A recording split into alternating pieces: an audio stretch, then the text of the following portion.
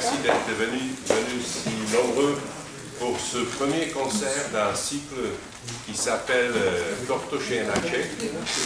Et cela s'explique très facilement, ce nom, puisque Corto est on peut dire, le fondateur de l'École normale de musique de Paris, dont je vous présente la directrice, Madame Françoise Noël Marquis-Noël, Noël Marquis, pardon.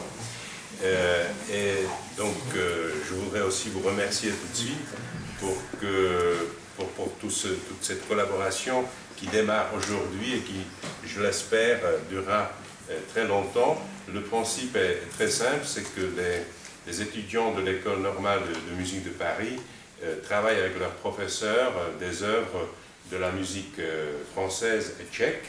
Et donc ça se mélange très bien, je dirais, une sorte d'internationalité de cette école aussi, et qui est liée également avec les musiciens tchèques, parce qu'il y en avait pas mal de musiciens tchèques qui ont étudié, certains directement chez Corto, dont, par exemple, M. Paleníček, le grand-père de mon adjoint qui n'est pas là, qui est dans l'avion pour le Japon.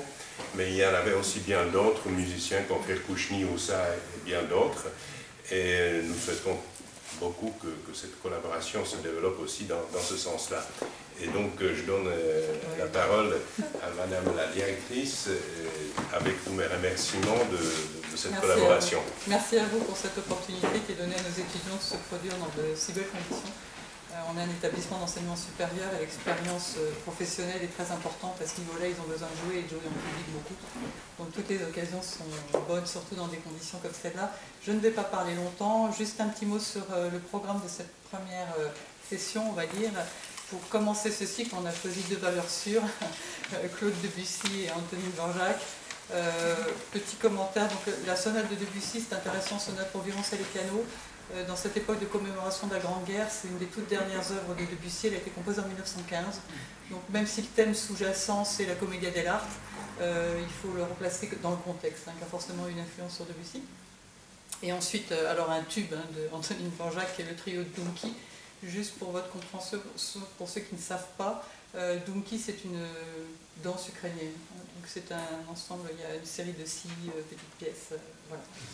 Écoutez, on va laisser la place à la musique, je pense que c'est très bien faire. Tout à fait, je vais rappeler juste deux choses. D'abord une invitation à un petit cocktail qui est donné après le concert. Et n'oubliez pas d'éteindre vos téléphones portables, s'il vous plaît. Voilà, donc bon concert et voici les jeunes étudiants de l'École normale de musique de Paris.